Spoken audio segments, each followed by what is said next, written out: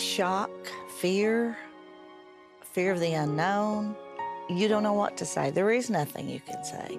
It was like our world just stopped. In 1996, Tom and Sid Renfro were living comfortable lives in their small town of Coburn in the Virginia mountains. Tom was a well-respected physician and had a thriving medical practice. Life was good until December of that year when Tom was diagnosed with mantle cell lymphoma, a very rare, aggressive cancer already in its final stage. There was no cure. At 41 years old, Tom was told he had just a few months to live. What is my family going to do? How am I going to provide for my family? What are we anticipating? What are we going to be going through? His oncologist said chemotherapy would only prolong the inevitable and the side effects would impair his quality of life.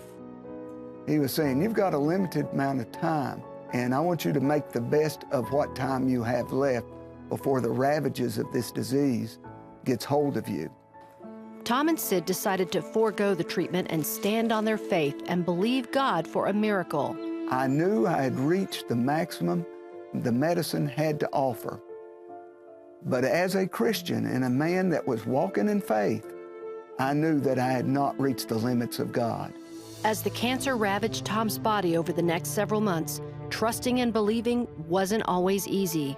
I would feel the tumors. They weren't getting smaller, they were getting bigger. And despair would set in. I'm getting worse and not better. And the way I would counteract that is I would pull the scriptures out. And the more I spent thinking on the words of God, the less the despair and the worry, the frustration had on me. I had to rely on God. I had to rely on the scriptures I had hidden in my heart. Either we trust or we don't. And I had to trust. They weren't the only ones asking God for a miracle. By now, thousands of people throughout the region were storming heaven in prayer, especially their own church family. And I would call and I'd say, I don't see how he can live if God doesn't help him right now. Many nights, they went all night. I had people around me saying, look, Tom, we're standing in faith. We serve a God that's unlimited in power and ability. We want you to continue to hold on in faith because I'm believing. Sid even told me, I get up every morning expecting the Lord to heal you. Tom's condition rapidly deteriorated. Doctors believed his death was just days away. With Christmas approaching, they administered chemo, hoping it would buy time for Tom to spend the holidays with his family. Immediately, right before their eyes, a miracle unfolded. I noticed that the tumors on my neck had softened, and it wasn't happening just here, it was under my arms. And then they started shrinking, and life, it just flooded into me. Where there was weakness and there was worry, now there was hope, there was joy, there was anticipation. And good things would come. Tom went back to his practice and would lead a full and happy life with Sid. And the cancer, it never returned. Over the years, Tom and Sid have rarely missed an opportunity to tell their story. In fact, Tom recently wrote a book about his miraculous journey and God's healing power.